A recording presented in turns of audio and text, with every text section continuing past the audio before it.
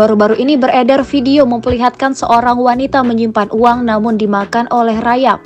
Video tersebut diunggah oleh akun TikTok @mentikpati ketika melihat uang jutaan rupiah yang sudah susah payah ditabungnya berakhir rusak akibat dimakan rayap. Video tersebut memperlihatkan beberapa gepok uang kertas bernominal Rp50.000 dan Rp100.000. Masing-masing gepokan uang tersebut kemudian disatukan dengan karet.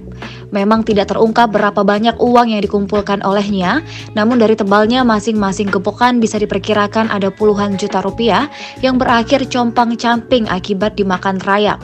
Kondisi uangnya sendiri memang sangat memprihatinkan, mulai dari yang rusak di bagian ujungnya saja hingga ada sisi yang benar-benar bolong. Bahkan ada segepok uang yang berlubang dari lembar pertama hingga terakhir, menunjukkan seberapa ganasnya rayap itu dalam menghancurkan uangnya. Nasib memprihatinkan Mentikpati dan uang jutaan rupiahnya ini seketika menarik perhatian banyak warganet. Kebanyakan dibuat takjub dengan uang yang dikumpulkan. Terima kasih sudah nonton, jangan lupa like, subscribe, dan share ya!